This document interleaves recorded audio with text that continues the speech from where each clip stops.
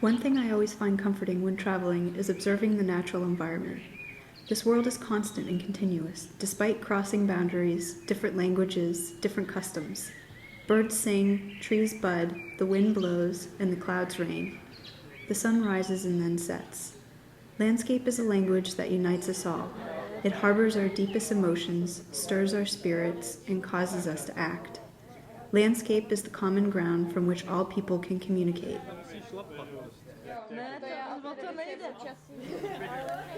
Dear Professor Rusnak, we would like to thank you for your project in the Cesky Raj this summer. Your students brought a new view into the discussion about the highway. They were able to recognize the harmony of the local environment. They performed more than the dry, scientific know-how. They found emotions for what was to them, until then, for an environment. It was difficult to focus on one thing.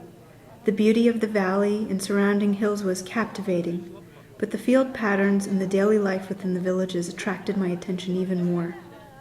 I was initially nervous about the potential for our group to come across as outsiders who breeze in with all the answers and breeze out just as quickly.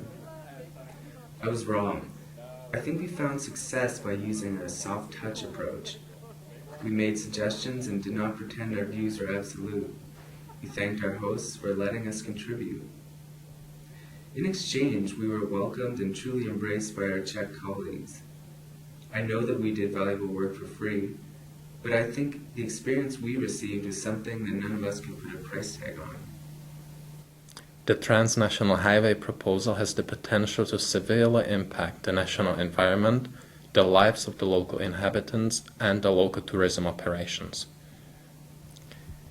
We used the results of the students' work very often in discussions about the highway with locals. The students' visualization of the highway was put on our website.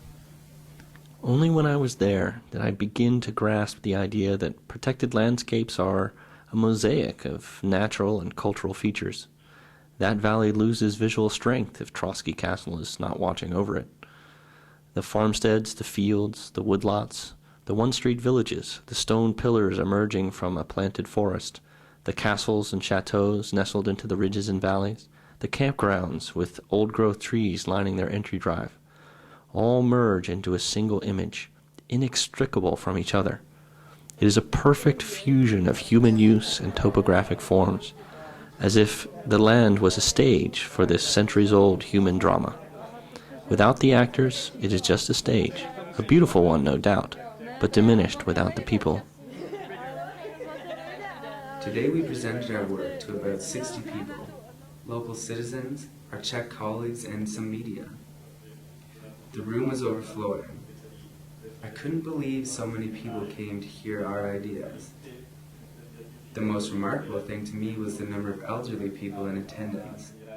The approach of the students is very objective, that is, perceiving the landscape as it is, as a whole, respecting the value and quality of landscape versus human needs, taking notice of the details without judgment of what's good and what's bad. From my perspective, the biggest cultural difference is the understanding of landscape and open space. To us, it is something to protect or preserve as a separate entity, like a painting. To the Czechs, it is integrated in their cultural fabric, as a part of everyday experiences. Our work together was a very useful exchange of experience and values. So for us, it was really trying to understand the scale and what the impact. My most memorable experience was our trips together and the students' perception of the landscape. Also, the final presentation and the teamwork preceding it were highlights from our work together. The students from the Pennsylvania State University brought a new view into the discussion about the proposed highway through the Cesky Raj. They soon blended with the PLA administration team socially and professionally. It was a fascinating and rare opportunity to learn from each other. We built together a long, multi-lane highway bridge across the Atlantic Ocean.